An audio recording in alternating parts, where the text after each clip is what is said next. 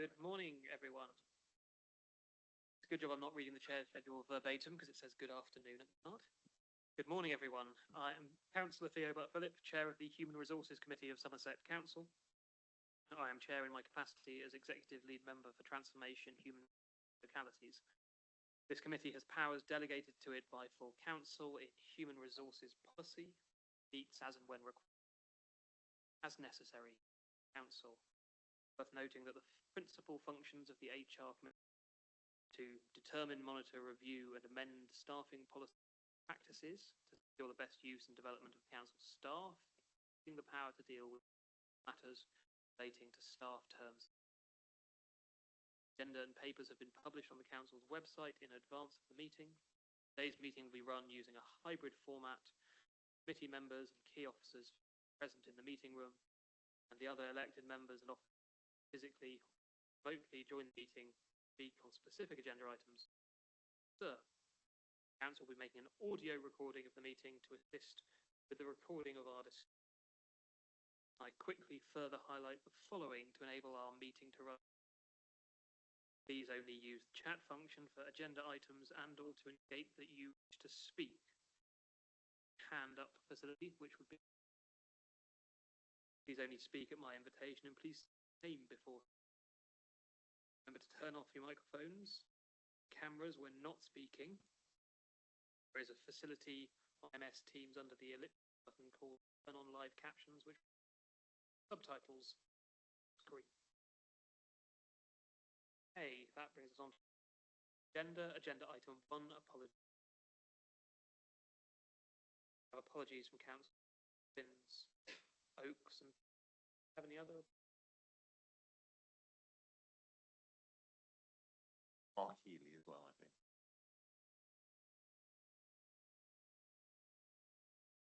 Okay.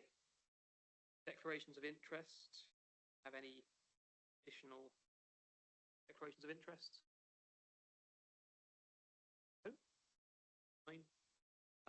Which brings us to item 3, the minutes of the last meeting, which are on pages 9 to 12 of the agenda pack. Does anyone have any corrections to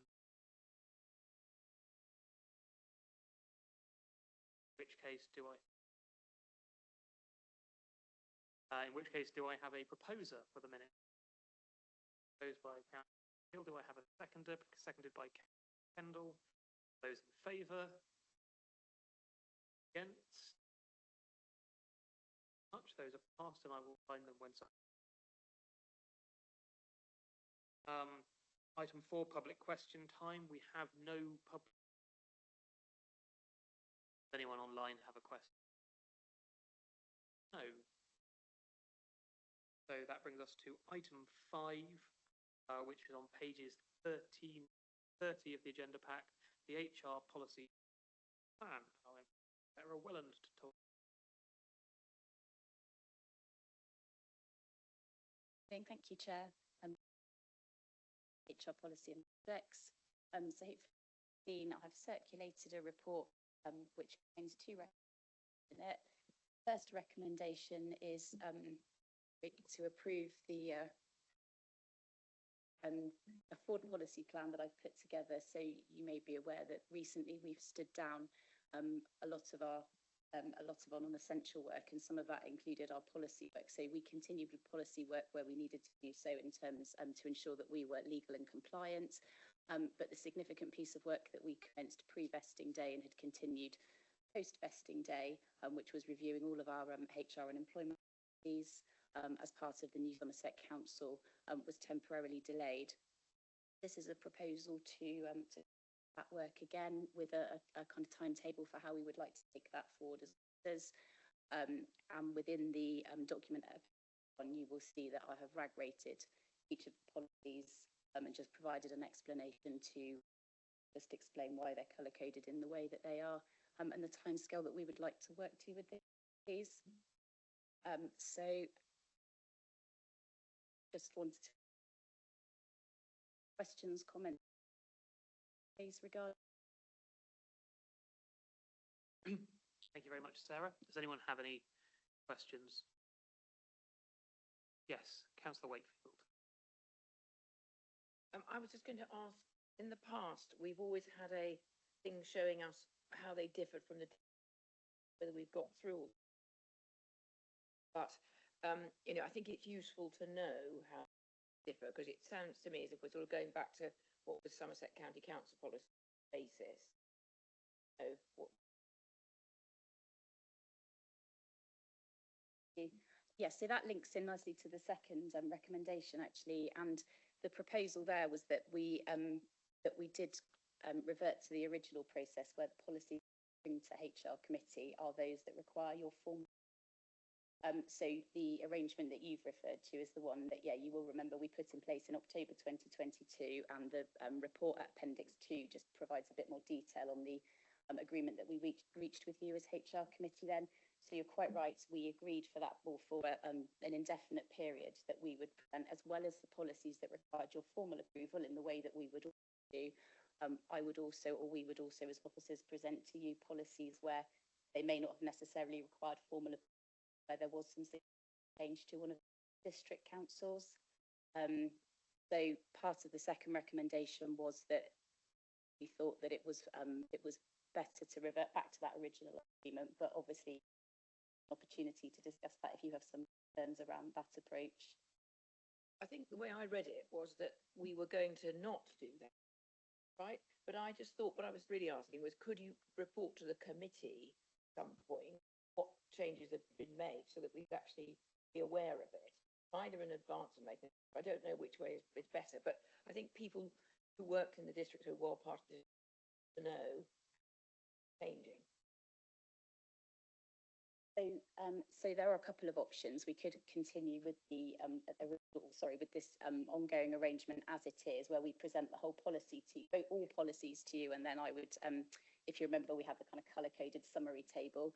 So that's one option. Or the other option is that we could only present those policies that require the formal approval, and we could provide periodic summary updates to you just to say that these policies have gone through the what would be our normal process if we were making amendments that weren't significant and didn't require HR committee approval. So that would be through our formal trade unions, and we could provide, could agree however often you would like those updates in terms of any policies that fall into that category, and then I could provide an update with some of those summary changes, as opposed to presenting the full policies to you. I appreciate it just takes a lot of reading and time to do that, but that's obviously for you as a committee.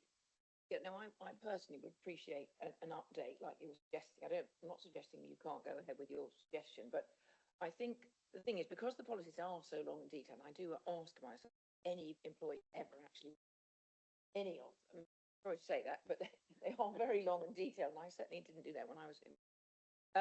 But because the helpful summary of what the changes were, I think that would be just to be given some idea of what actual changes have taken place, even if they're quite marginal, just so that it can be said it's been through the committee and they've had a look at it. Thank you. Happy to.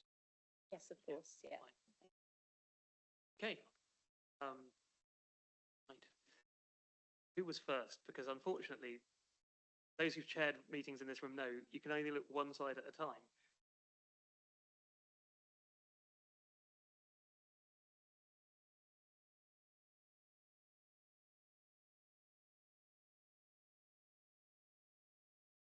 My concern is that there's a number of policies in the red which would be really, really helpful over the course of the next 12 months. And I'm sort of looking at things like redundancy, early retirement, discretionary compensation, job evaluation, workforce planning. I'd just like to understand why they're being left for another year when actually they would be quite helpful over the course of the next year.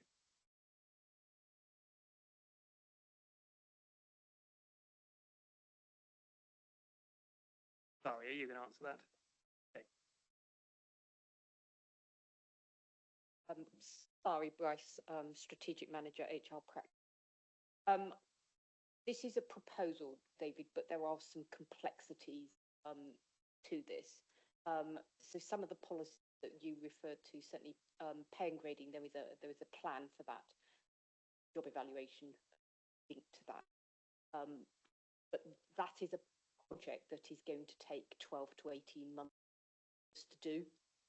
So it's on the list, and it's tagged as red because it's one of the ones that we know that we need to do, but the coding is based on the fact that actually it's a policy done anything on yet, as opposed to it's red because it's at the back of the queue. It's not at the back of the queue as such. It's one that's going to take a bit more work and time. Now, obviously, if you as a committee disagree with, or there's a particular policy that you feel that needs to come forward and be considered earlier, then absolutely we will bring that forward. I think the redundancy one is an interesting one because that is very challenging to get through trade unions, I'm sure. And the existing policy is it's not quite the bare minimum, but it is not much more than statutory minimum redundancy. But as I say, if you as a committee feel that there are ones that you particularly want brought, then that's absolutely whether we can. So my understanding, my concern there is that we're not bringing forward policy, which I think is quite important at once, because there's a difficulty to get the policy approved. And in the meantime, what are we going to do? Are we sticking with what we have? So one of the complexities around the redundancy is that is actually a protected term under TUPE. So for us to change that, there are some significant risks if we attempt to change that. That doesn't mean to say that we shouldn't consider it. And as I say, if you as a committee felt that that's one that we needed to bring forward, then absolutely we can bring that forward. But it's whether we also want to do it as part of a suite of negotiations with the trade unions rather than trying to negotiate in isolation. Sorry, I don't mean to occupy the discussion, but put redundancy aside for a moment, understand the difficulties, understand TUPE, all that. But if you go to something like workforce planning, which is also red, I would have thought that even workforce planning over the course of 12 months.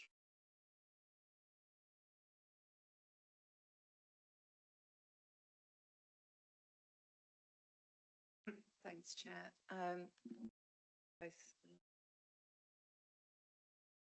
Hear that okay? Yeah, it's a real challenging one for us, really, and I totally support Sarah's recommendation that or suggestion or proposal that next year when we look at the pay and grading review for the council, that will be our opportunity to look at all terms and conditions of employment. We're very mindful of our TUPE obligations, obviously, but we do have a requirement to ensure that the council has consistent policies and procedures. So though these ones have to be updated, just to reassure you that we have policies in place for all of these things. So we are using the inherited Somerset County Council policies currently. So that's the policy that we're applying. That doesn't mean to say that we recognise that that's the best policy that we could be applying. So over a period of time, they will need to be reviewed. But we've deliberately held back some of these policies to look at in the round as part of a total reward strategy, to actually look at, if we are going to have to change terms and conditions for the whole authority because we're going to have to negotiate on a new pay line and pay and grading solution for the council in 12 to 18 months time, that would be the opportunity to do it all together. And that would be a significant piece of work to consult with the trade unions about a holistic change to terms and conditions for Somerset Council. We've just not been able to prioritise that work this year because the priority has been the financial emergency and getting through the restructure programme. So it's delayed us looking at pay and grading and negotiating, and it doesn't make sense to negotiate on these policies individually. We need to sweep them all together and have a really coherent strategy about our future ways of working and the sort of council that we want to be. And some of these policies will enable us to incentivise a change to terms and conditions. Some of them are going to be very difficult to negotiate. Some of them are going to be favourable. So rather than give away everything piece by piece, we'll want to look at it as a whole to try and incentivise an agreement with our trade union colleagues over the next year. But just to reassure you, that doesn't mean to say we haven't been doing workforce planning, that we haven't been doing, you know, good performance management, that we haven't been applying good HR practice. You know, Sari and the team were responsible for these policies previously, so there's nothing fundamentally wrong with them. But what we want to be able to do is to make sure that they're right for the council for the future and not just for the council as of now. So that was our proposal. Thank you, Dawn. Come back on that at all, David? Or... Well, last comment, then I'll leave it there. I mean, I understand about salaries and job evaluation and all that stuff and how difficult it is and, you know, picking the right time. But something like workforce planning, when we're going into such a huge restructure, I would have just thought that even that one should have been higher up the list, but I'll leave it there. That's just my opinion. Hey, Councillor Burbrick. So my question's on Appendix 1 as well, and I think, you know, it's understandable you've got, I think some of the confusion that I'm seeing here is we've got a RAG rating, which is actually not a RAG rating. We're using red, amber, green, but we're not saying what the problem is. And the stuff in red isn't necessarily an issue. It's just stuff you haven't started yet. I would quite like to see these policies reported on as a RAG rating so that we know what's slipping behind, because if we're not intending to do stuff for years, but everything's okay with it, then that's green to me. My original question was more around the timeline column at the bottom of the red rating, saying to be confirmed, see previous column. The previous column has nothing to do with a timeline. And while a timeline might be to be confirmed, I'm assuming that there's an ambition as to when that might be. And that comes back then again to a RAG rating, because if we're thinking we're going to do workforce planning and that policy is going to be done in April 2026 or whatever it is, it would be good to have that visibility of what the programme is down the line, and then we can see where the issues are. Because at the moment, the green, amber, red is just telling me what stage of work you're at, not whether that's a good thing or... That would be my request for the future, and to get dates in there, because you must be working towards something. We understand that that might slip or it might come forward depending on everything else, but to kind of have that oversight would be really helpful. Thanks, Faye. Is that something we can do going forward? Sorry. I will come back on the first point, which is in relation to the work planning. I think though it's badged as a policy, the reality, sorry, I'm just coming back to David's question, and then Councillor Burbrick, and then Sarah's going to respond to your query. But it sort of links because you touched on workforce planning. It's not actually a policy as such. It's it's a toolkit, and it's badged as a policy, so it should not have had policy in the title. That's our error. We should have picked that up when we were looking at this, because it's a set of principles and toolkits that are available for managers to use in terms of to support them with workforce planning. We have got some individual programmes that we are working with particular services around workforce planning. So we have some programmes already in place for particular pockets where we know there are real issues, for example, planning, social work, etc. So just to reassure you, that's not a policy, it's more guidance and toolkit. So we possibly need to remove that one from this list. And then I'll hand over to Sarah, who's going to pick up with your... Yes, thank you. Excuse me.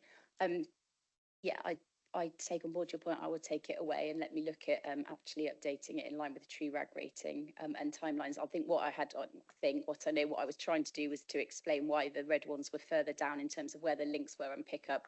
Dawn's obviously made the very valid point around the fact that we had talked for a long time around negotiating kind of collectively on a sort of package in terms of the more difficult contractual and terms and conditions related issues, and so I will make sure that that's reflected in there as well, something we've talked about a lot, and as I was looking at it then I realised that also was missing and should be explained in there. So yeah, thank you, I'll take that away.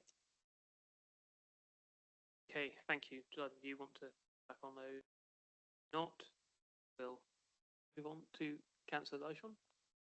Chair, I wonder if I see this more as a phased working rather than a RAG rated list, and maybe under phasing, and then if you wanted a RAG rating column, that would be to kind of express the importance of each of the, and if they're not all policies, then it just means each column, the column that's called policy needs changing to something that better reflects what I can see that this is part of what is an incredibly complex area of work for HR at the moment. Nobody would deny that. And I think it's reassuring to see it listed in this way. And I just ask that when we get to an all-member briefing, and the next time Dawn contributes to an all-member briefing, that I think it would be useful for all members to understand exactly what the HR committee has seen today, although they wouldn't see it as a RAG rated list, but as a phased list.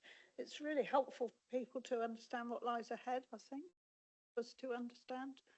So if that's helpful, it's meant to be. Thank you. Thanks for that, Liz. Absolutely. Okay, Councillor Redmond.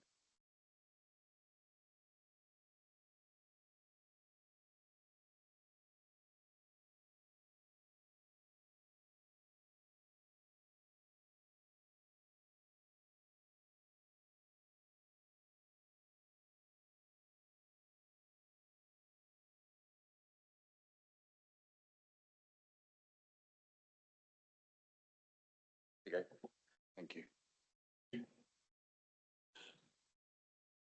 There we go. Just some points of clarification. I support the comments of my colleagues earlier, but just a couple of suggestions that I was going to chuck into it. And also some clarification. So the two recommendations. So the second recommendation, which is a little bit of clarification, is talking about changing. I'm assuming this is going back to the old meeting frequency that we had, because I know that during we had more meetings because there was more work to be done, and I'm assuming the reversion back with the suggestion that if we have to call another meeting, we can. So yeah, that's fine. But my suggestion was a bit of helpful, I hope.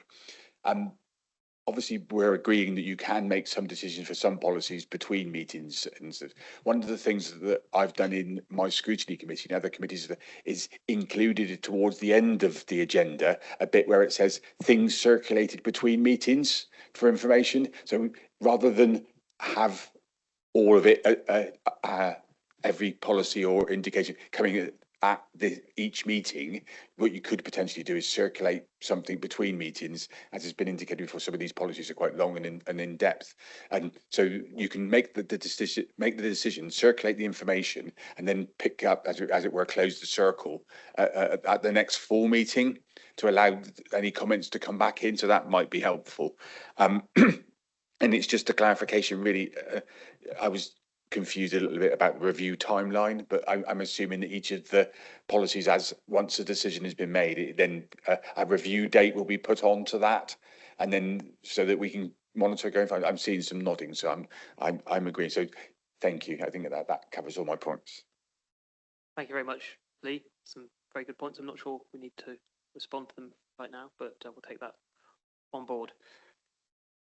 Okay, unless we have any other contributions, that brings us to the end of item 5, although we'll have to have a vote on the recommendations. So I'll just put them up in front of me. On the chair schedule. Oh, sorry, end up with a blank page. Right, so the recommendation is that we approve the attached proposed plan for completing the outstanding policy work, agree to cease the arrangements agreed in October 2022, that in addition to these policies requiring approval by HR committee, any policy review resulting in significant impact to any other of the former district council's policies would be presented to HR committee for awareness purposes. In doing so, to agree to revert to the former standard process of only having those policies presented to HR committee which require approval from HR committee, although we will be informed of changes and we will be updated between meetings. Do I have a proposer for?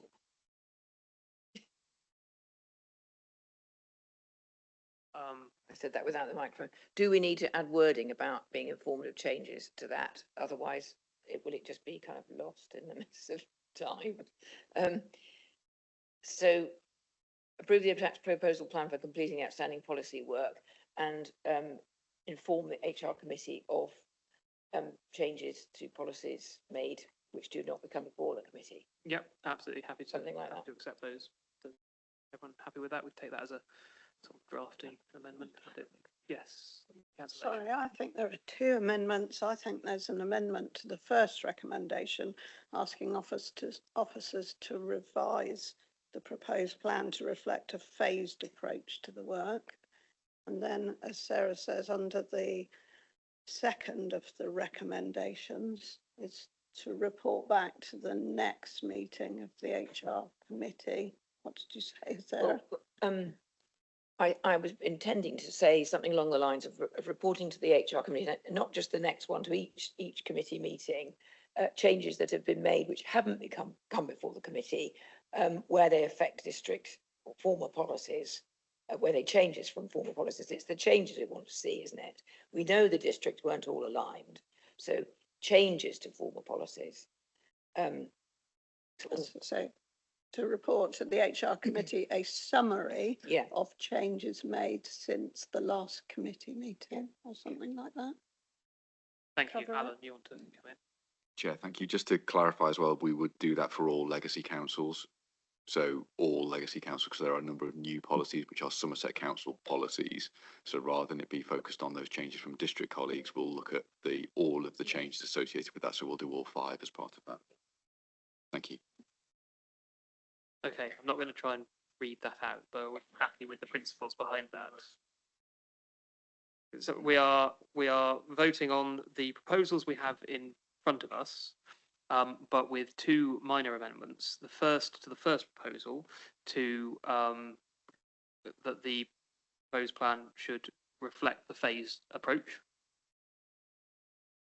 So it's a change for clarity, I think, is the purpose of how it's presented, rather than a change to the fundamental information that is presented. Is that correct, Councillor Leishon? I've written down, so as it stands, and ask officers to revise the proposed plan to reflect a phased approach to the work with RAG rating where appropriate, Yeah. and present to the next HR committee.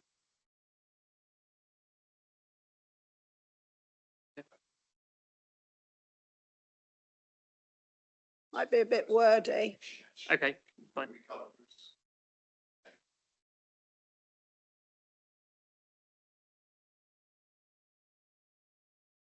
Okay. Well, are we all happy with that as a proposal? I think so. No one's objecting to that being the approach going forward. Chair, could we accept the attached proposed plan and then ask officers to revise the plan rather than approve the attached proposal? So we accept. Can we do that? Yep. Fine. And to agree the next recommendation with Councillor Wakefield's amendment that a summary of proposals be presented to a summary of those policies amended without having been brought to the committee be reported to the committee. Yep. We all happy with that? Do I have a proposer? Take the amendments first. Do we need to do it the official way? So We I'll can do. propose the amendments. Right. So the 2 amendments collectively are proposed by Councillor Leishon and seconded by Councillor Fothergill. And are we all in favour of the proposed amendments? Yes, we are. Excellent. Right, that brings us to the substantive amended. Do we have a proposal for that? Proposed by Councillor Wakefield, seconded by Councillor Purbrick. All those in favour? That's unanimous again. Well done, everyone. Thank you very much. That brings us on to item 6, which is the health and safety policies. Daniel, just very briefly, before you introduce these, could you just tell us about the award that we've been shortlisted for, that you've been shortlisted for, that the team's been shortlisted for? Thank you, Chair. Good morning, all. Daniel Thomas, Strategic Manager, Health and Safety. Yeah, thank you, Theo. Chair, I'm delighted to confirm that the Health and Safety Service have been shortlisted along with ICT for the Public Sector Smarter Working Live Awards under the category of Innovation as a Service for the implementation of the Council's new Health and Safety Portal. The Health and Safety Portal is a system that we've developed in-house, achieving a very upfront annual saving of £50,000 for the local authority. We've reduced our reliance on external suppliers for the council's health and safety system, utilising existing technologies that are available via the council's Microsoft E5 licence, significantly improving processing time as part of that. That was particularly a particular focus. But there are many savings beyond just the upfront £50,000, the headline. I think we looked at the incidents and accidents that Somerset Council had for the first 12 months of our new authority. And we did a process mapping exercise to say, well, effectively, if we had the exact same number of incidents again, what would that look like in terms of a financial and efficiency saving because of the improved processes? And it was around, I think it was £8,900. Something like that. I forget the percentage saving on processing time, but actually no, it was 525 hours. So absolutely fantastic. We've eliminated the need for support from commercial and procurement services in the future, as we don't need to go out and re-procure. So it's been an incredibly exciting project. I think it's a story of innovation for our council. It shows the talent that we have within our council, that we've been able to achieve that. It certainly elevates our council as well amongst public sector organisations. And I'm enormously proud to have led that particular project. It's been wonderful. Fantastic. Thank you very much, and well done, Daniel. And good luck. We'll get the final result of who's won the overall award is in November. Is that correct?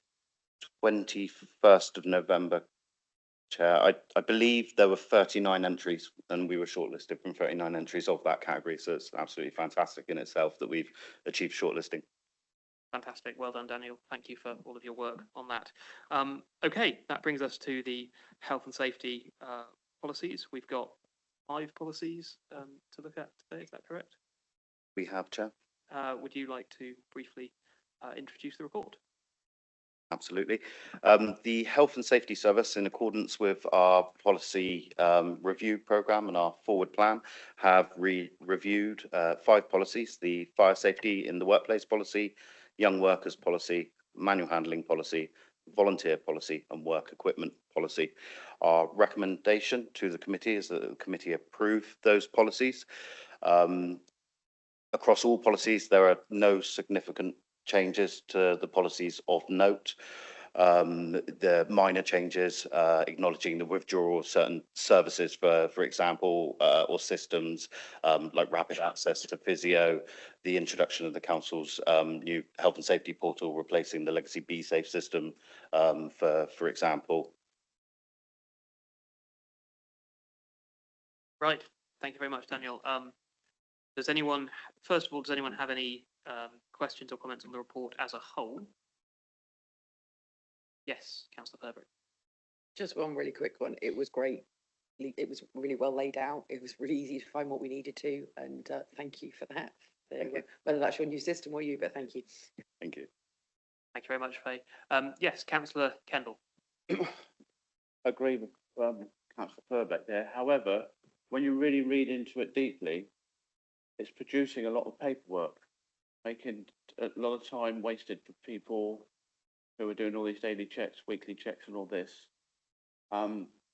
Since Somerset Council has been formed, we've been given these pens that write on forms and all this. And if we go back years, we used to always elaborate on us becoming paperless society. But this is just introducing lots of paperwork and folders and, to me, unnecessary checks. Checks that could be sat here doing, pretending I'm going around the place. But is there no, are we not looking forward in it? What I'm trying to say is, are we not looking forward, Mr. Sorry, Dave, I think it is, to make things a lot more paperless there's a lot of checks involved in this policy, which seem to be, we're going back to manual paper, producing papers, put them into folders and produce them to whoever wants to see them. I think that gets the point over. Thank you, Andy. Is that what's happening? Yeah, I can pick that up, Chair. Thank you. I'm presuming we're talking about the fire safety policy because there are quite a few forms associated with that policy. Where possible, those forms have been converted in and put on Civica. So the Civica system is being used for some of those forms. However, in doing some of those checks, the forms are still there available and they form the basis of the information that gets populated into Civica, where that's used by our property service. I would clarify that we're not introducing new forms or paperwork, that the forms already exist under the existing policies. And I think that we are working hard, and I would probably put my neck out and say that as a service, we're leading on digital innovation within the organisation. At the last committee, we brought to the committee a hand-on vibration policy, a display screen equipment policy and a driving for work policy, all of which introduce digital processes, all of which we are still in the process of implementing, and the data that we're getting from those processes is fantastic. But the reality of being a small service within such a large organisation is that we can't replicate that every 3 months. So I think that we've taken a pragmatic approach to the policies, and we must also consider that they apply in schools as well. So some schools do like the paperwork to walk around with when they're doing their inspections. Thank you, Daniel. And Alan, I think you just come in as well. Thank you, Chair. I think just to reinforce the point that Daniel made, and also to kind of reference back to the introduction around the use of the app. So rather than it being paperwork, everything is effectively on a mobile device on a number of different areas. As Daniel says, there are a number of areas whereby we have to use paper or an e-form, but we're trying to remove that. And I'd also commend to members the health and safety site on the intranet. Really powerful information, and it's driven directly from, so there's no limited amounts of manual inputting now. It's driven by the data that's coming straight through the application that's used, rather than manual forms being handed down.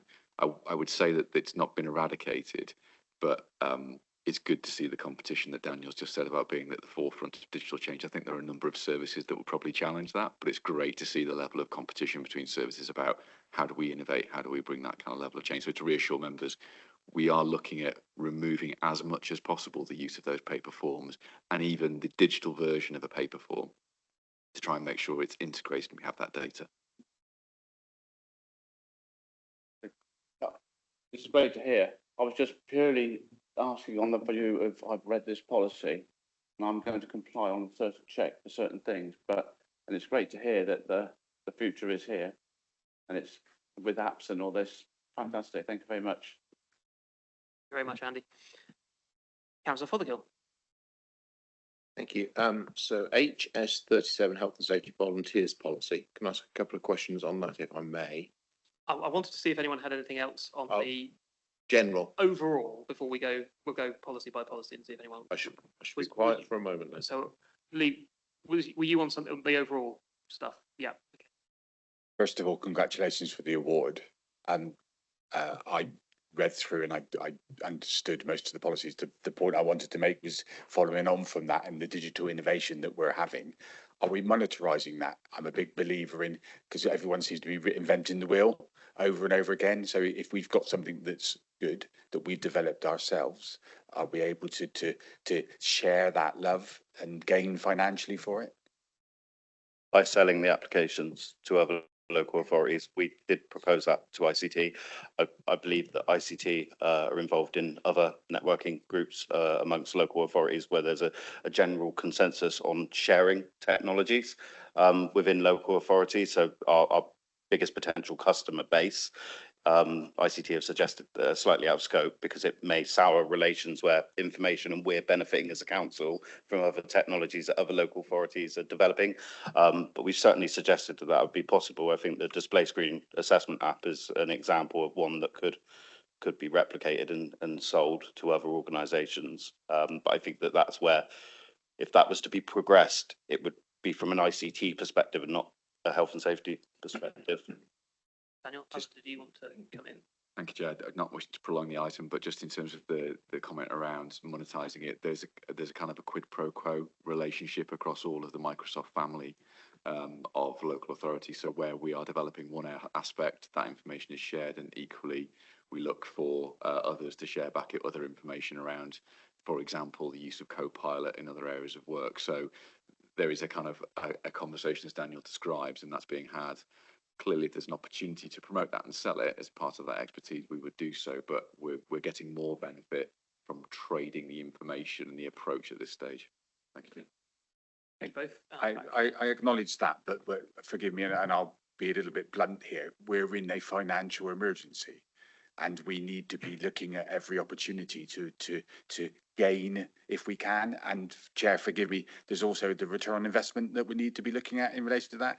We have invested a lot of time and effort in developing something. I acknowledge it's, you know, there's quid sharing that it can go on. However, I'm just raising it because it needs to be a consideration in any decisions we have going forward. I know it's slightly broad from where we are, but I think it's something we need to consider, Chair, because otherwise too often we get the finger pointing at us saying, why didn't you, or why couldn't you? It's that sort of thing.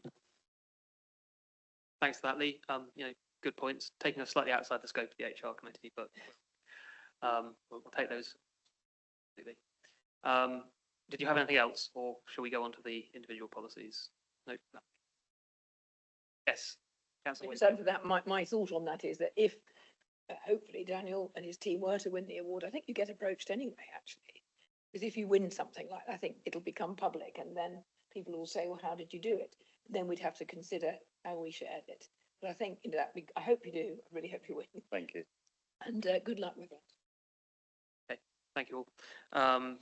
Right, so let's go through the individual policies if there are any particular issues. Does anyone have anything on the manual handling policy they want to raise? As the Redmond said, it's very good. Very good. The volunteer policy, Councillor Fothergill. So I'd just like to understand the scope of the policy, in so much as the council is changing its relationship with its parish councils and town councils, who are taking on a lot of responsibilities for the main tier council.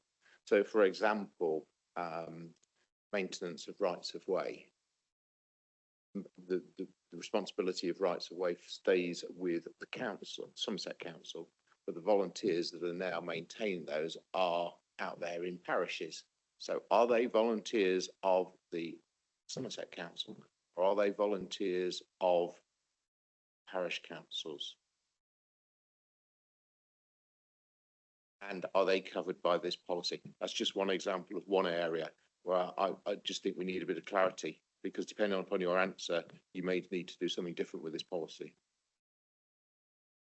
I would suggest the volunteers are volunteers of the appointing organisation. Explain that to me. What does that mean? So the legal employer, if the parish councils are deemed the legal employer. But they're not because they're volunteers. Pardon? Are we volunteers? Okay.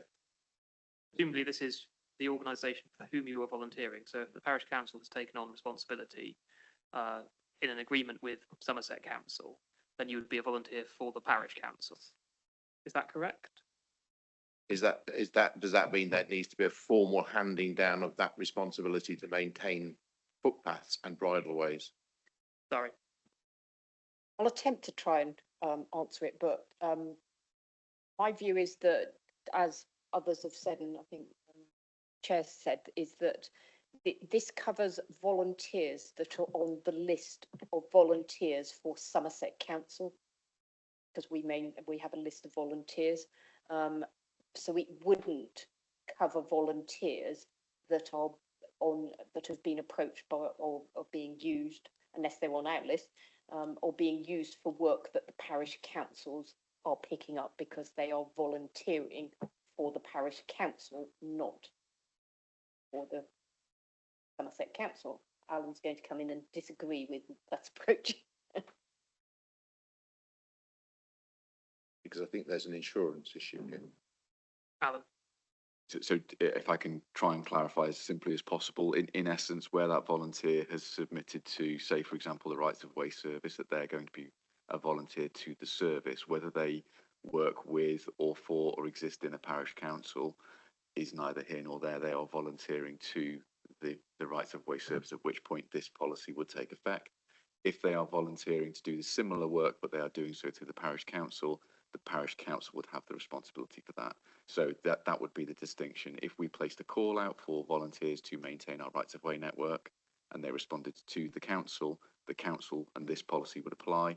If the parish council placed that call out to maintain footways, pathways and the like, the parish council would have that responsibility. Clearly, we can offer advice and support as they go through that process, but that would be where this policy differentiates.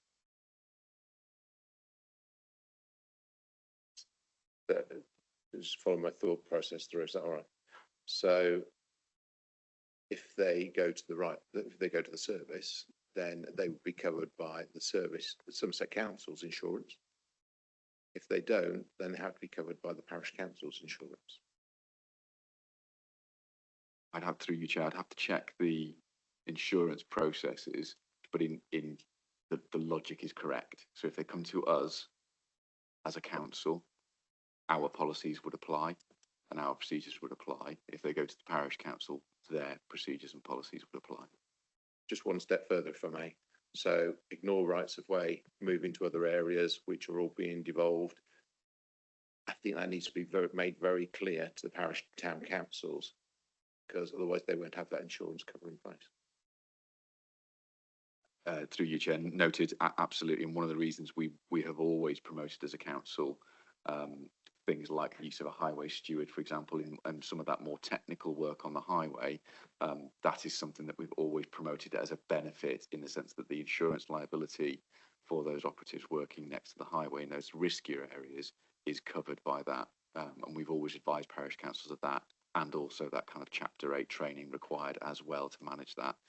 But it is getting more of a challenge, and I think we do need to be clearer moving forward about what the responsibilities are of a parish council in taking these responsibilities on. Councillor Bayshore. We went through this complication when you set up the community library partnerships. So in some places, volunteers were already with what was then the county council. Some were with the parish and towns, and some were with the friends of the individual libraries. And it was where they were recruited. But obviously a volunteer in Street who volunteered to the Friends of Street Library was in effect working in a building controlled by then Somerset County Council, but they worked under the agreement with the Friends of Street Library. So it is complicated, and it's complicated when it changes. I think it's when it's set up from day one, it's okay. It's when the responsibility changes from one organisation to another. I'll just come back on that. I think you're absolutely right, and things are changing. So I'm not going to stand in the way that's been approved, but I just wonder whether there's not another rewrite of it for a further. We just need to be clarified for any parish council that picks that up. There just needs to be a section in there which perhaps explains what parish and town councils, subsidiary councils' responsibilities are outside of that policy, because it is confusing, very confusing, and there's more and more examples of people moving SIDS, people working on highways, people all sorts of things. We can perhaps incorporate a note to highlight that this doesn't cover people volunteering for parish councils, etc., if they are volunteering for them. But I think probably the key thing is to ensure that that information is shared with, it's very clear, that message to the parish councils when they are agreeing to do anything. But Faye, you wanted to come in.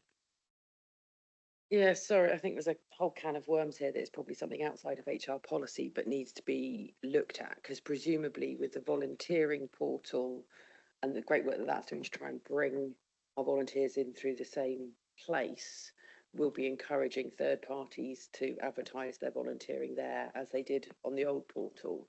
So maybe there's some terms and conditions that we actually need with those who are using our portal to say that they sign up to whatever policies exist for the council, because I think we're opening ourselves up to lots of potential issues, which shouldn't be what the story is. The story should be that we're getting lots of volunteers and everybody's safe. But I think the policy probably needs to be looked at in terms of the volunteering offering and whatever the terms and conditions are behind the use of that portal and those using our volunteers as well. So it might be that it's actually another policy that ties in with external health and safety, or what people have to sign up to use our services. Thank you, Chair. There's probably a broader point here to Councillor Purbrick's query, in that we probably need to look at all of the different ways in which volunteering occurs within Somerset. There are a number of different platforms, a number of different activities that are used, some of which platforms we invest in as an organisation, Spark, for example. So as a result, I think there's probably a wider review that needs to take place. The policy that's in front of you today deals with volunteers, as I sort of mentioned, that come to us, but clearly they need for a clarification. Probably something that we can just add to the next HR policy committee as a statement about how that might split and what those issues are going to be. But I can already foresee that will have idiosyncrasies with it coming forward. So as we say, this is how it's being dealt with. There'll be more things that will develop as devolution progresses. So we'll take that away and make sure we bring that back as a developing piece for committee. Thank you. Councillor Wakefield. I'm just going back to the point about footpaths. I was at a parish council last night where the chairman said, we do look after footpaths, we are responsible for them, we do work which the county council should do.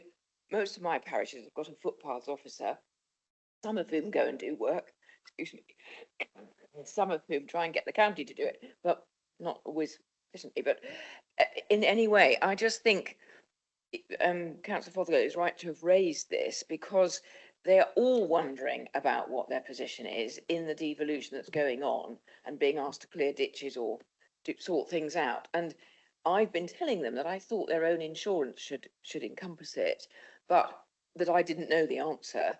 And I think that the question is who they're working for when they're doing it, which is really what David is saying, needs to be clarified. And I think that needs to be done quite soon, actually, because they're doing it now. They're going out and digging things out and cleaning up road signs and doing all sorts of things that they didn't used to do because they think we're not going to do it. They'd probably be right about that. So I do think they need to know where they stand. So if we could have that as a takeaway for officers, I think they need to know pretty soon. Yeah, we'll absolutely do that. I think Sarah's got it absolutely right. But there's also the point about the individual that's volunteering. Who do they think is looking after their health and safety? Who do they think is looking after their insurance? They just need a bit of clarity on it as well. So I think that there is murkiness here. Okay, well, we'll take that away and seek to make sure it's clarified wherever possible. Thank you for that. Okay, that brings us on to the. Oh, Mike. Just a drafting on page 74. It says Somerset Council will ensure. The will ensure needs to be deleted, because if you read the rest of it, it's Somerset Council will. Somerset Council recognises is covered will.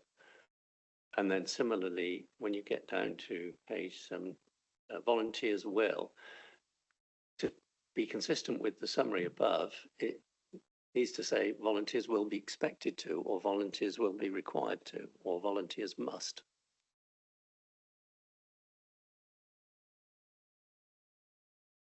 Yeah, yes, I think you're right. Those are drafting amendments that we can take away. Happy to make those changes. Thank you, Daniel. Okay, that brings us on to the fire safety in the workplace policy. Any comments on this one? No? Okay, thank you. Yes, Councillor Wakefield. Yeah, I'm pleased to see this, and I'm pleased to see that it's being looked at. My daughter is just about to qualify, hopefully, as a building surveyor, and of the work she does, she said the things that are most often ignored are fire safety. It's just because people feel safe these days because buildings don't go up like they used to, They go up for different reasons, but, you know, we need to be aware that fire safety is important and it needs to be looked at in all our buildings really carefully. And there's all sorts of materials that have been stuck in buildings, as we sadly know from Grenfell, but stuck in buildings that people didn't look at properly. So I just wanted to emphasise how important it is and how important it is that we keep telling people that fire safety is an issue and a really big issue to recognise. Absolutely. Thank you, Sarah, and thank you to Daniel and the team for all the work they're doing on that. Brings us on to the work equipment policy.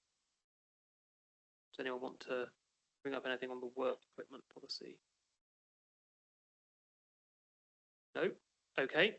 And finally, we have the young workers policy. Does anyone want to raise anything on the young workers policy? No? Okay. Thank you very much. That brings us to the recommendations then. Recommendations as written are that the HR committee approves the following policies: the fire safety policy, fire safety in the workplace policy, young workers policy, the manual handling policy, the volunteer policy, and the work equipment policy. Does anyone think we need to amend any of that? Mr. Fothergill? Sorry, I do think there perhaps needs to be another one, which is, and work is undertaken to define the role of volunteers at various levels within various counties. I think we just need to capture the point that we've made, otherwise we're going to lose it. And I don't know how to capture that, and I think it's a recommendation, is perhaps just a wording of how do we capture that, record it, and then put it in the right place. Sure.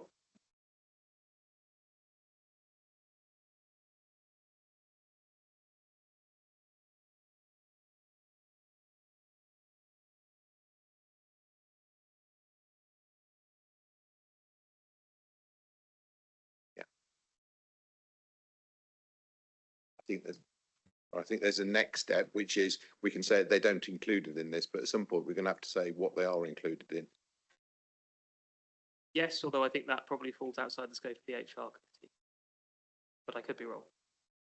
If they're not included by us, then it's not our policies, and then it's an area of devolution and engagement with the parish councils and volunteer groups, which isn't our, but might be my purview, it's not our purview. So, In which case, as it seems the whole committee is concerned about it, could we request that the appropriate committee or team of officers look at the challenges of work for volunteer health and safety in whichever forum it is? Because I think we've all said we want it to happen. If we don't capture that, then it might not happen. I think it's what David is saying. So we recognise it's not ours, and I think there's been a few things in the past that our conversations have raised that we want others to look at. So I don't know whether we request one of the scrutinies to look at it or whether we just request you as the devolution member to look at it. But I think we need to register our want that that's looked into. yeah, I'm very happy with that amendment. So if we amend it to we approve the policies, we request that the volunteer policy be have a note added to it to clarify the scope of that particular policy, and that we request work be undertaken to clarify the arrangements for other volunteers working on. Yeah, happy to do that. Okay, can I have a proposer for those amendments? Proposed, Councillor Fothergill, a seconder. Seconded by Councillor Kendall. All those in favour? Against? No, that's all passed unanimously. And then we have the substantive, all 5 policies, although anyway, a proposer for those as amended. Councillor Wakefield, seconder. Councillor Purbrick, all those in favour? Any against? No, that's everyone. Wonderful. Thank you all very much. We've got 2 items left on the agenda. My suggestion is actually that we take them slightly out of sequence, and there's only one way of taking 2 items slightly out of sequence, which is the other way around. I think if we can cover the committee work plan, we've got a deadline of 12 o'clock for this meeting. If we can cover the committee work plan, which I think will be a relatively quick thing to cover, that then frees up all the rest of the time for the workforce update, which I suspect members, I may have misjudged if I suspect members may have more questions on. So the committee work plan, you will have the committee work plan. Does anyone have any comments or suggestions on it? Councillor Wakefield. I think we would like to see by the 14th of January something coming through about the volunteers, if not before, for people outside the council. Just going back to David's point, which is very well made, that you know, I've got some parishes where they've got their own policies and risk assessments and things, and others where they've got nothing, and some where they've got a Wednesday group and they go out and dig things out and do all stuff, and other places where they, at the moment, don't do anything, but they might. I'm trying to make them think about doing it. So, you know, I just think there's such a variety of stuff going on out there that I don't know whether it has to be before January. I mean, it should be as soon as possible, but I don't know. We ought to have something that to say that we're doing something. I think that actually the parishes would feel comforted if they knew that we were. Absolutely. It's not for this committee. We will go away and take it away, but we won't bring it back to this committee. I'm not sure exactly how we'll deal with it, but you'll have an opportunity on the 18th of December to ask me what we've done about it if I haven't told you by then. You can ask me any time as well, but that's the full council. Anything else on the committee work plan? Yes, Councillor Fothergill. So are these are just updated policies, aren't they? They're not new policies being brought forward. Is that what we're saying? Yes. Excellent. So I was just concerned that there's a work-related violence which doesn't come forward till next July. We do have a work-related violence policy, don't we, already? Yes. Yes, we do.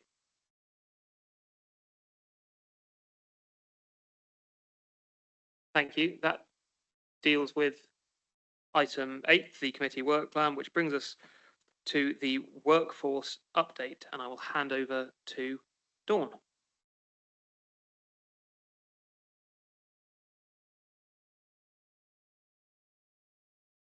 Thank you, Chair. I'm just going to share my screen, if that's okay.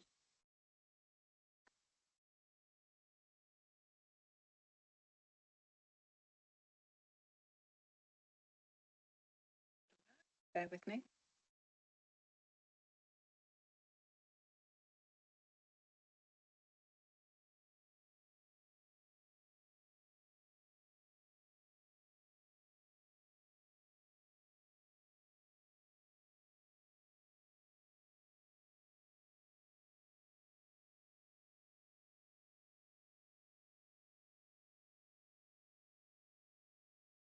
Slight delay on my laptop, so bear with me.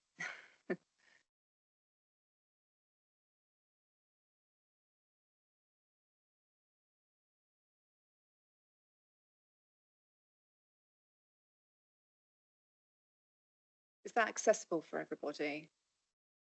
Just at the, I think it's just mirroring my screen.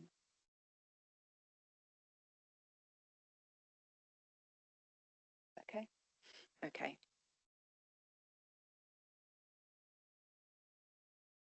It's always quite strange with technology when you're used to doing it with a monitor and everything else. Everything red. Is that okay? Can everybody hear me all right? Thank you, Debbie, for letting me know. I had my microphone way too far away. So I'm just going to take you through a bit of an update on workforce. The copy of these slides are available to all of you, so appreciate you can sign into Teams now and see it a bit closer than the screen in front of you. And Josh has a copy as well that he will drop into the chat so you can access these slides. The reason we haven't circulated them in advance, and apologies for that, is that everything is moving at such a pace with the workforce programme, as I'm sure you can imagine, that if I'd have sent them to you a couple of weeks ago, it's now really old news and everything's changed since then. So if you bear with me, what I'm going to do is take you through a little bit of an update that will cover the workforce programme, the hot topics that I think that you're going to be most interested in having an update on, and then just open it up to questions. So I'll try and get through the slides fairly quickly because I think the value is in the conversation. So on this first one, really, it was just a bit of a recap. All of the service directors at the moment are speaking with their staff about the engagement phase that we're now in terms of the council's restructure programme. We're in a 3-week window before we start consultation on the 24th of October. And this is just a reminder, I guess, and I don't think I need to remind anybody in this committee about our financial situation, but we're very focused on supporting the budget setting process for 25-26 through the work that we're doing on the workforce, but also making sure it's a people-led programme and not just a financially driven programme. But the budget gap next year, as we know, is in around 104 million, and we were asked to deliver between 30 to 40 million by the end of March 2025 through a workforce programme to bring down the overall cost of our pay bill. So today I'll just give you a bit of an update on where we are with that and where we are with the progress against that. All of this slide really touches on there is sort of the range of savings, the wider MTFP in terms of the medium-term financial plan, because our pay bill savings is only a small part of the jigsaw puzzle, really. Well, I say small part, it's actually quite a major part. So out of the £104 million, we're looking at 40 million to come out of this new workforce programme. And we also have an extra 9 million of LGR savings that we also have to ensure that we deliver by the end of this financial year. So, sorry, that's pinged forward. So on the bottom right-hand corner there, it's a bit tiny, but it just shows you the efficiency savings, the alternative service delivery proposals, asset management, financing of activities, income generation. They're the other activity that our finance team and service directors are leading on to help close that budget gap for next year. So I just wanted to let you know, just for clarity really, where we are in the timeline for the council's restructure programme. On the 2nd of October, we launched this 3-week window that I just mentioned around informal engagement. This is really an opportunity where we can speak to members, we can speak to directors, we can speak to managers and all of our staff around what's going to happen over the next few months.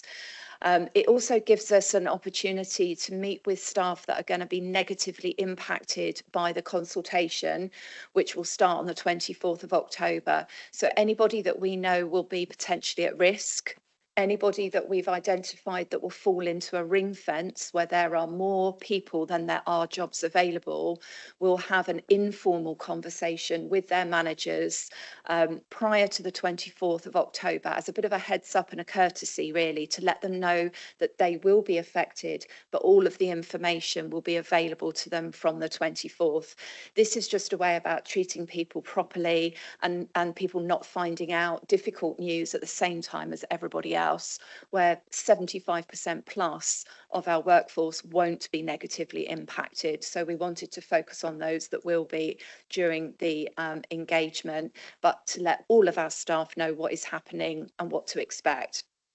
From the 9th of December to the 10th of January, once we've completed that 45-day consultation phase, we will be working hard to turn around the feedback on the consultation. So there are likely to be things that we will decide that we need to change in terms of the structures and the services and the proposals that have come forward for change as a result of the consultation feedback. We've allowed 5 weeks for that, conscious that includes Christmas and New Year. My team would like a few days off at some point. So it's still a very tight timescale because we want to complete this programme within this financial year. From the middle of January through till the end of February, we will be conducting any appointments that need to take place. So there will be lots of new posts that have been created across the services in the new council structure, and we need to sort out the outcome of the ring fences as well. We will be looking at some targeted VR opportunities where we have ring fences with more people than posts. That will enable people to choose if they want to self-select out of the process and take redundancy, and then the remaining people will ideally just be slotted in without any form of appointment process being required. We want to try and make this as simple and straightforward for our managers and staff as possible because of the complexity of the numbers and the scale of the job that we have to do. However, we're very mindful that anybody that does fall out of a process is effectively going to be selected for redundancy. So we need to make sure our processes are robust as we go through and that we're making quality decisions as we go through. The new structures will go live on the 1st of April. You'll be thinking then about notice periods that people have because this is very tight. So we're going to have to make a decision at some point on the cost and the options around people working their notice or receiving any pay of lieu in notice. Ideally, we would like a fresh, clean start from the 1st of April in terms of all of the new structures are in place. There will no doubt be some people still working notice periods, but we'll have a decision to make nearer the time around any pay in lieu of notice that we may want to offer our workforce. And the new structures have all been finalised. We're currently working on the business case to be issued on the 24th of October to our trade unions and to our staff. So the next slide just is a real quick snapshot of some of the comms and engagement that's been happening over the last month or two. I'm not going to dwell on all of this because you'll see in green the majority of this has already been completed. Where we are now is obviously really focusing on that employee engagement phase and making sure that all staff are being spoken to before we start consultation on the 24th of October. The next two slides, you really will struggle to read that off the screen because I can't read that off the screen. So if you do need to sign into your Teams to see it, then that might be a little bit easier. This is something that the Chief Executive shared with staff on the 2nd of October, just to explain the big picture. And it is something as well that we shared with all members when we briefed members about a week ago now, I think, on an evening update call. There are two slides that I'm going to show, and it'd be something you might want to look at. You'll see the big yellow banner that says provisional because these numbers are subject to change. However, what this does show you is on this particular slide, the impact on workforce numbers. Now, if I just take one example, if I use HROD, because it's an easy example for me to take, and we start from the left and move to the right, you'll see there all the services that are listed under the new Directorate of Resources, Strategy and Transformation. You've got the 4 new directorates listed there on the left. You then have the list of all of the services that are going to be allocated within those directorates. And then the next list actually looks at the budgeted FTE, which is our baseline point for our pay bill for this programme. And this was taken from the 1st of April 2024. So this is from finance out of our budgeted MTFP, and it's based on FTE, which is full-time equivalent. So it's all of our roles divided by 37 hours to get the full-time equivalent for that number. The middle column looks at, as a result of all of the design work which has been completed to be able to start consultation this month, the costed full-time equivalent from the new structure, again, is on here at just under 4,400 FTE. And that is an overall reduction in a change of budgeted FTE of 670 FTE. Now that 670 FTE includes the work that we've already done on the programme to date. So you'll be aware that this is the biggest but the third part of the restructure programme.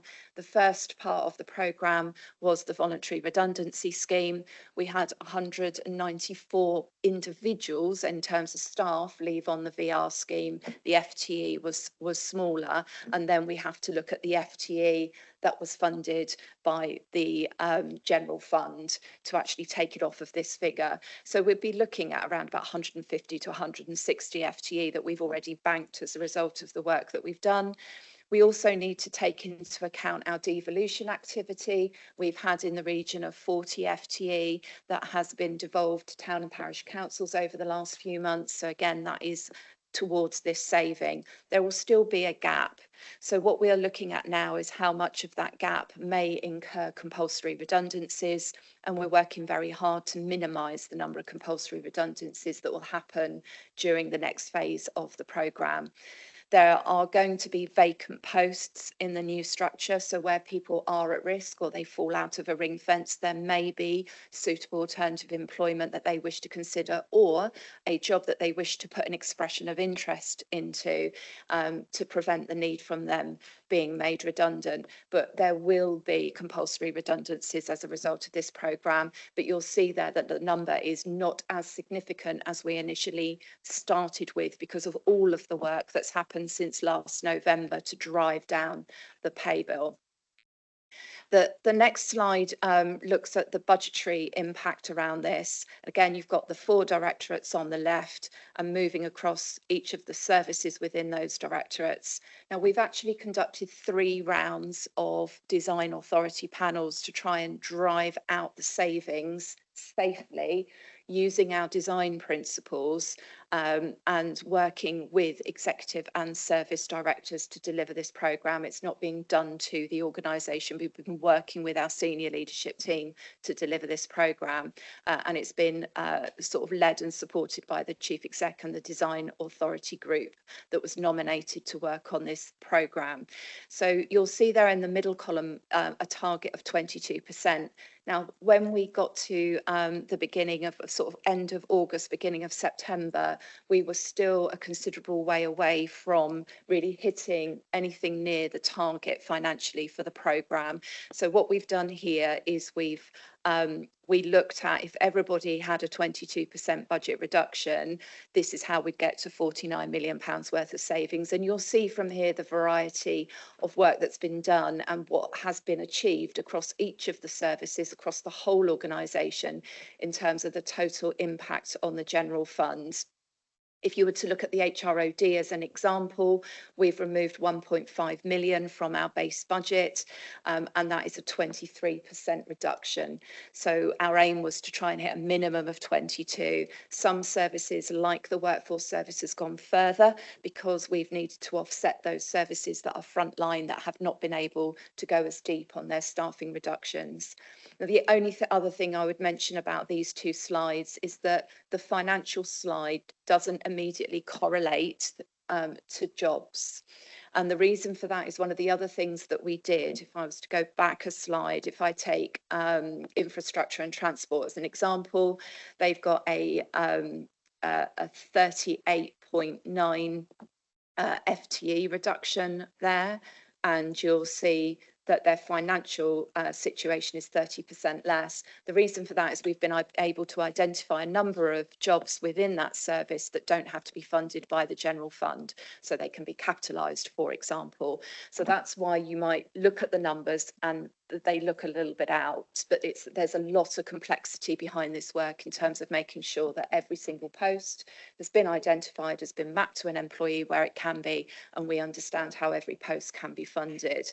That will create our new establishment from the 1st of April next year. That will provide a new budget, salary budget for every directorate and every service next year. And that's the work that we will be working on as we move towards the beginning of consultation. The next couple of slides are a reminder of some of the support that we've put in place to support our staff through change.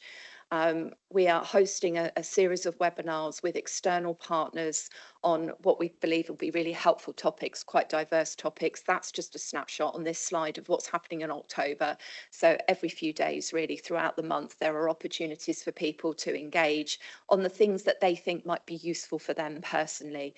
On the next slide, I've just reminded everybody about some of the wider support that we're putting in place from now until the end of March. That includes roadshows that are going to happen around the whole of Somerset over the next few months, starting in Yeovil in November, right the way through. And you'll see there will be going to various locations over those few months. We're working with the Somerset Response to Redundancy Group, which is a group of organisations across Somerset that are voluntary. This is not costing the council anything. This is what they do to help people that are facing redundancy. So we'll be working with all of these organisations to support people who find themselves potentially at risk. We also have Renovo, which I know I've spoken to you about before, which is our partner in terms of outplacement support. So there's a really good offer for our staff on that as well. The other thing that we are very mindful of is all of the staff, importantly, that will be staying with us, not just the people that are leaving, but the people that will be staying. So we are looking at some targeted work around how we best support the people and all of our staff and colleagues who are going through this difficult time, but actually will be staying with the council for the longer term.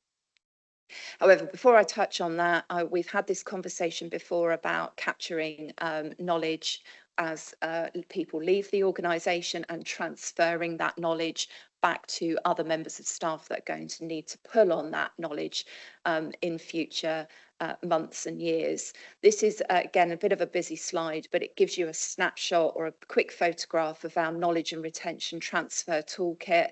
There are a number of templates. I've been using them with the managers that have been leaving on voluntary redundancy in my team. They've been incredibly helpful.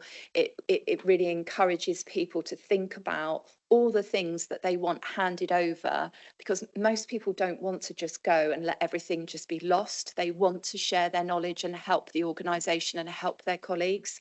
I know that's going to be harder to achieve as we hit compulsory redundancies, but even people that are leaving on compulsory redundancy have given us really positive feedback and said this has been almost quite a cathartic way of planning to leave and handing over and leaving well. We've asked all of our managers to make sure that this information is stored on a centralised SharePoint site that's accessible for their staff in their teams.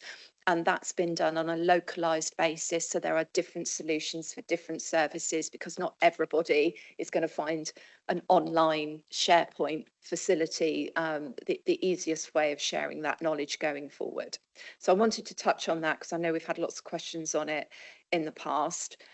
As you can see, there's a lot going on. Another very, very busy slide, I apologise.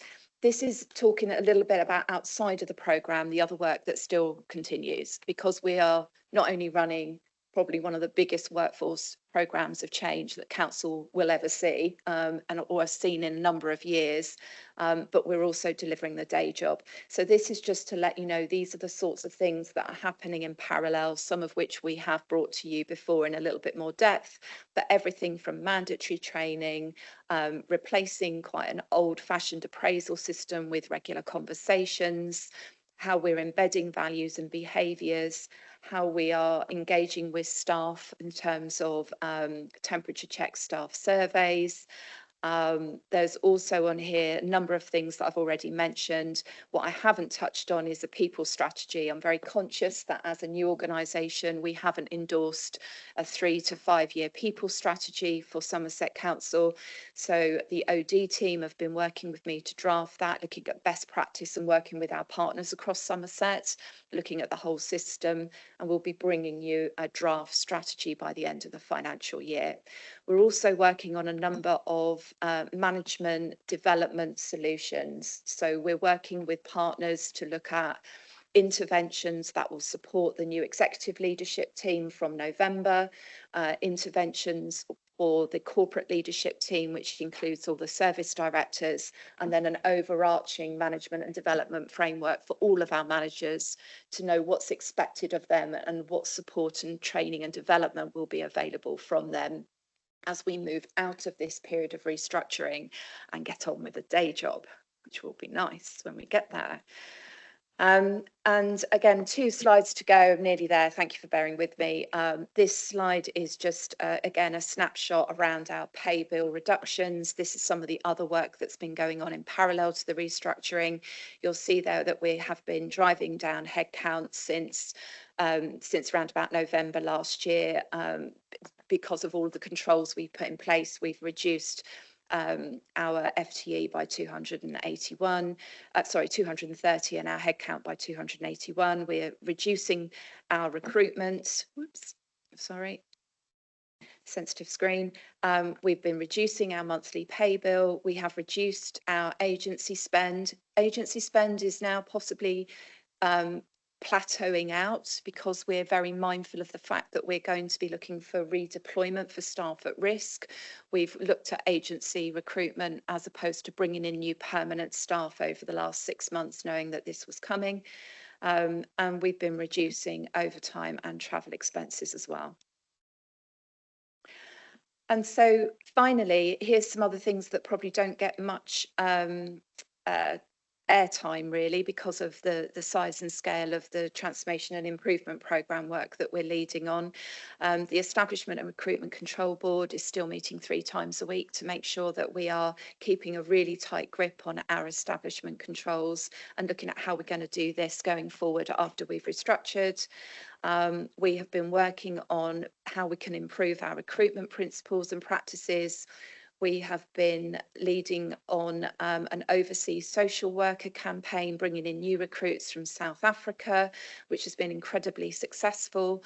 And we've had a dedicated resource working in children's and adults to help onboard those people, because culturally that is a big shift in terms of individuals coming to the UK and coming to Somerset to fill these critical roles for us and working with us going forward.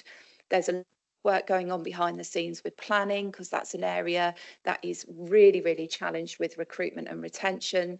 And also we've been developing the new strategy for the future. So I will take a breath and stop there.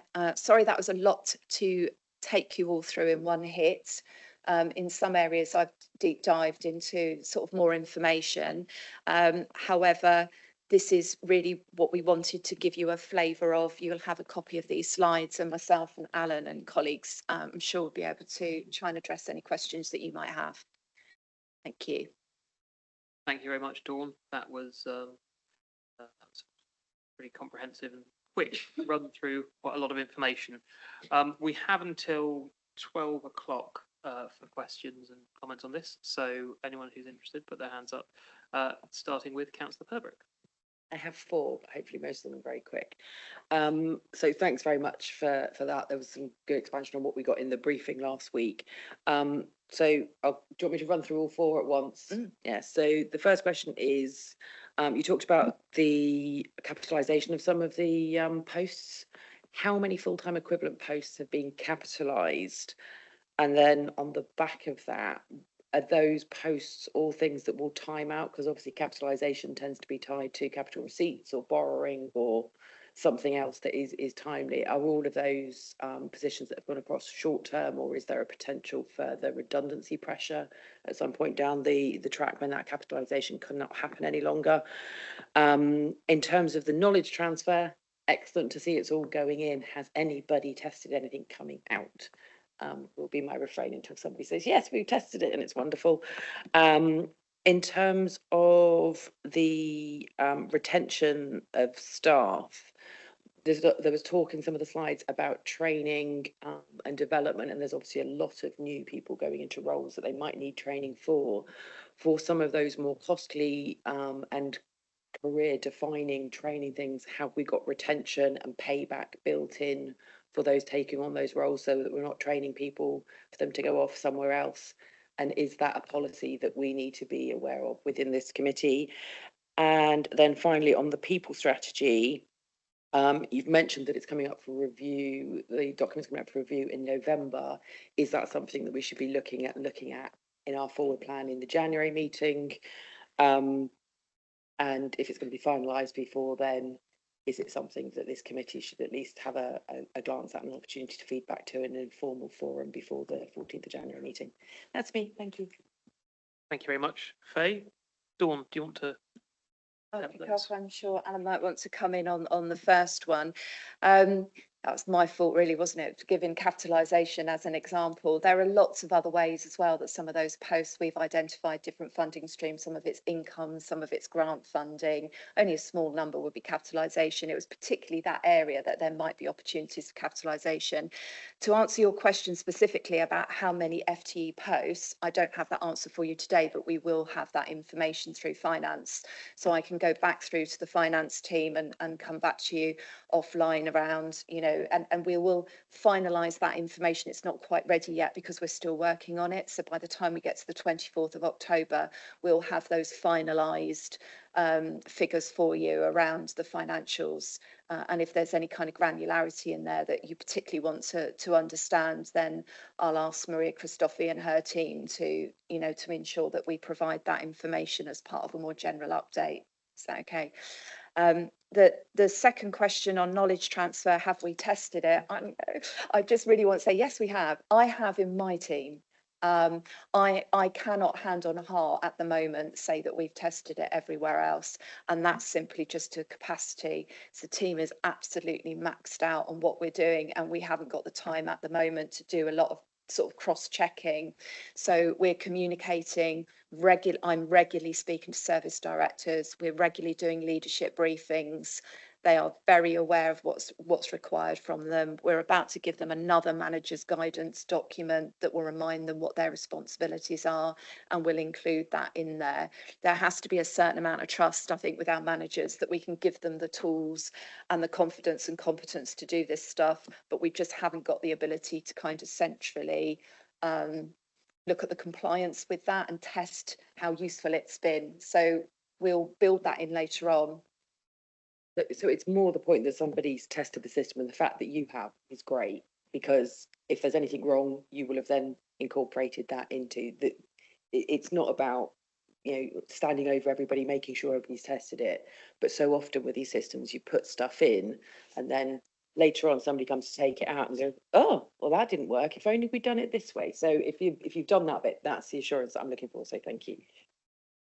We go back to the first one, because Alan wants to come in and answer part of that, which is about the capitalisation of full-time posts. Thank you, Chair, and sorry to interrupt the flow. Just wanted to kind of point, just to respond to Councillor Purbrick's query around, are those posts effectively at risk once that capitalisation or the capital project comes to an end? I think the answer to that is yes.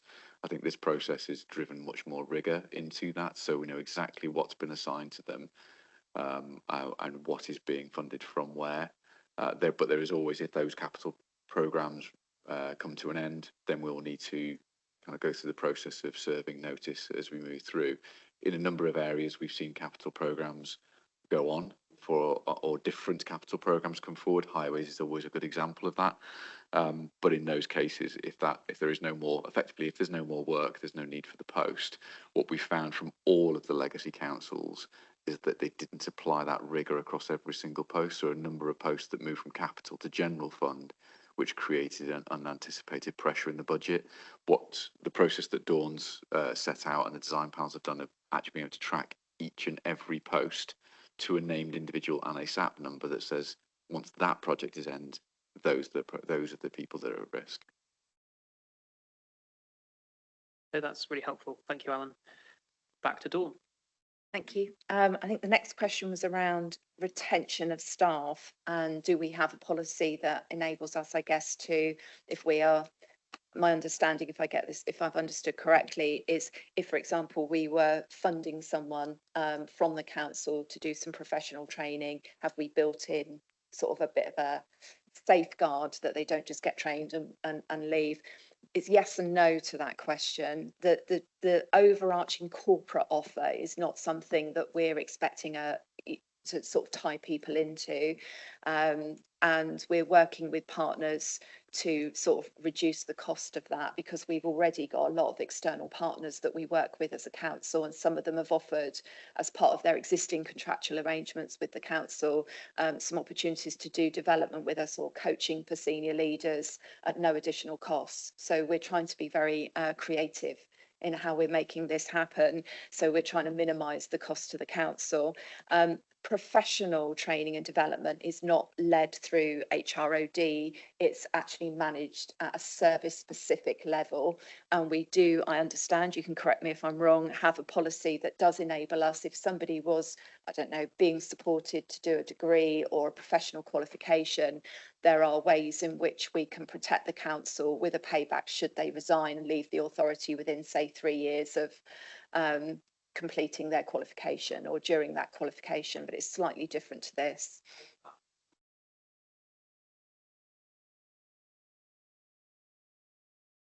So I believe it will be picked up under the learning and development one. That is one of the red ones, but yeah, I can confirm, Dawn's absolutely right. We do have a certificate of undertaking that's available. Thank you, Sarah. And the last question, I think, around the people strategy, absolutely, we should put it on the forward plan. And I would like to share with you a much earlier draft, just to kind of get your views, your thoughts, your input at an early stage, rather than give you something that is very worked up, and then it's going to take a lot of unpicking if it's not really what members were expecting to see, because this would be something that ultimately I think that the full council should endorse as you know, a critical people strategy for the organisation.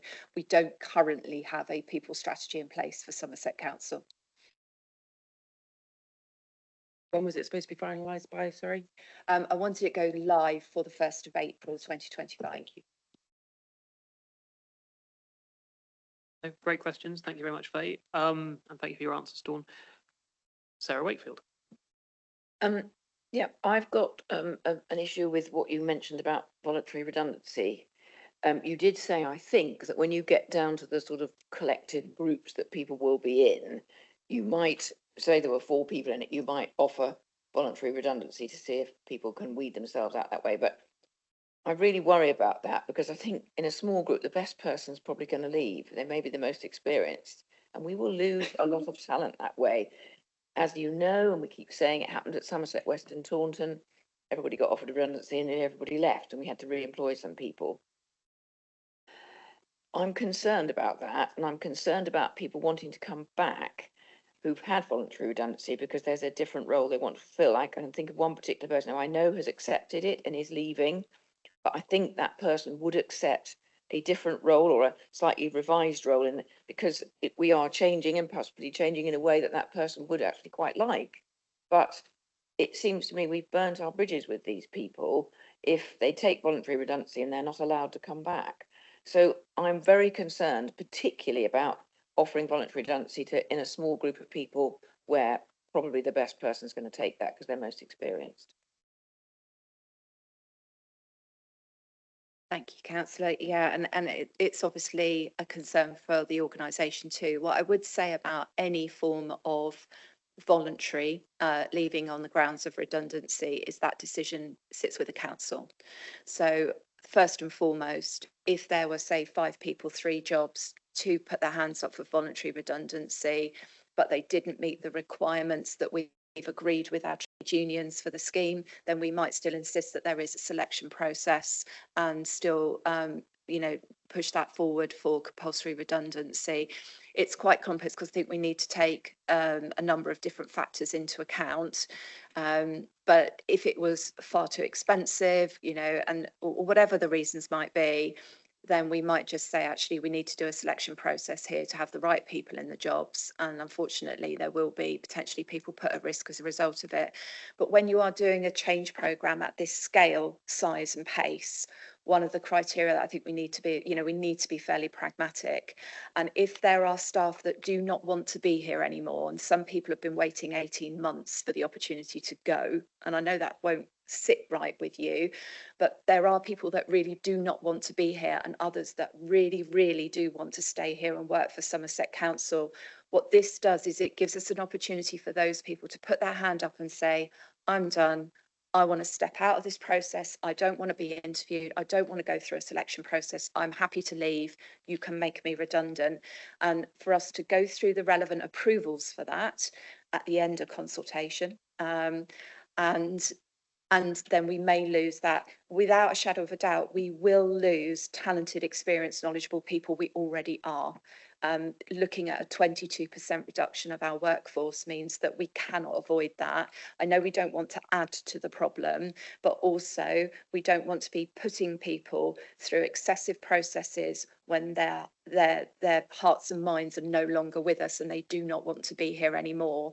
So we can remove them from that process, slot everybody else into the job, and then people get their certainty of security of employment, and we move forward much, much quicker with much less disruption and much less stress and anxiety for those people that are going to be going through this process. You can imagine with, you know, over 4,000 people that this will affect, and we know the vast majority will be slotted in, subject to those consultation feedback outcomes. But we are really mindful that we don't want to be just pushing appointment processes unnecessarily when there are other quicker, more pragmatic ways to get to the right ending, and focusing on the fact that we want to get through this process, do it correctly to the best of our ability, and by the 1st of April be able to start afresh and focus on the delivery of running our services. But I absolutely agree and understand with your concerns, and we're very mindful of that. But we won't want to force people through processes unnecessarily when we're going to have to make people redundant. Yeah, can you just clarify with me, because I don't know, if you have taken voluntary redundancy or you do take it, is it the fact that you're barred from working for the authority at all for the next 2 years or something? I don't know what the rules are. I think this is something we're going to have to discuss with the trade union representatives when we go through consultation, because we will be consulting collectively with the trade unions. But if somebody puts their hands up and says, I just want to step right out of this process and I'd like to be considered for voluntary redundancy, then the process that we put in for voluntary redundancy this year means that they cannot return to work for Somerset Council for a 2-year period. We can obviously consult with the trade unions about whether that's something that we would want to continue, but my recommendation would be we would want to continue with that. If somebody is that keen that they are knocking on the door saying, I want to leave the council, I want to leave as soon as possible, I want to take voluntary redundancy, if they change their mind in a year's time, then that's unfortunate. I know we're in a difficult time where recruiting and retaining talent is challenging, but there's an ethical, moral argument here about paying somebody to go and then re-employing them a few months down the line. The damage that does to our reputation, the morale of our workforce is immeasurable. We had to do that at Somerset Western Taunton, but what I'm saying is that, what we're planning with great precision and great effort is a new organisation with a different structure. So somebody might say, the way it was working before or wasn't working before, I was quite happy to leave that. But actually, in the new structure, I can see it's going to move forward and I'd quite like to be part of that. And that's my worry, because we've got some people, and I can probably name them, but I'm not going to do that, obviously, who are going because of that, who would actually like to be part of the new structure. But they can't see that at the moment because we haven't given it to them. So they haven't even had the opportunity to see what it's going to look like. Alan, you want to come in? Thank you, Chair. And just to kind of reinforce the point that Dawn's made, it's absolutely a risk. That's why we need to show the structures as part of this, so that people can see both the new structure and the one that they would be considering whether they want to remain in the organisation or not, or whether there is a role for them. Our firm advisors officers would be to retain that 2-year period in order to make sure we don't fall foul of the value for money test around those redundancies. But clearly, as part of that, directors, managers, heads of service, for example, will need to clearly articulate to their teams, this is what it's going to look like in X number of months, or this is what it's going to look like at a particular point in time, and sell that vision as part of the next step. And equally, that's a role for ELT and the chief executive. There is always that risk, though, that someone might say, well, if I'd known that, I probably would have stayed. That is a significant risk for us, and we need to be really clear what that kind of next phase is going to look like, as Dawn set out. But there is always going to be that risk that people that might want to stay, that will leave and then regret that decision based upon the new structure that's there. I'm afraid it's the nature of the complexity and the risk that we're running based upon trying to solve the problem so quickly. Thank you, Chair. Councillor Fothergill. I wanted to pick up Councillor Wakefield's first point where she started, and I'd just put a slightly different spin on it about going to a group of 4 and asking for a volunteer, and you lose the best person. I think that's a fair, that's a good summary of risk. The other risk is that 3 of those people begin to behave differently to one of those people, and they feel they're under pressure to accept voluntary redundancy. So I'd just like to make sure that we've got enough protections in place that people aren't pressurised into taking voluntary redundancy because they feel that that there is some sort of group pressure for them to do so. I think that would be a terrible thing. Dawn. Thank you. Absolutely. That's not something we would ever want to happen. Just to reassure you, this is a standard part of the council's normal restructuring programme, so it's not new. So looking at how we deal with ring fences, how I've explained it to you is not new. So this is custom and practice within Somerset Council and how we've been dealing with our smaller restructures through LGR since April. But yeah, I do hear what you're saying. It's not something that generally we've come across before, but again, I would just reiterate that the decision is the council's decision. It's a manager decision whether or not we accept anybody on voluntary redundancy. And if for any reason we've got any concerns at all, then we'll just run the normal process, which will select those people into those roles or not. Thank you. Right. Anybody else? Yes, Councillor Lashon. I'll say this on behalf of Councillor Bill Revans. Please don't forget any opportunity to explain the opportunities of fostering when you're talking to people leaving the council, because I know that Bill would have said that, and he's right. Thank you. Thank you, Liz. Absolutely. Yeah, it's a really raised good that point. myself as well, and that's a really important point that we use every opportunity to promote that, including to some of our fantastic, incredible staff who may be looking for new directions in the next few months. Okay, unless we have any other questions or comments, that concludes our business for today. Thank you all very much for your attendance and participation. And the next meeting will take place on the 15th of January. Thank you all very much.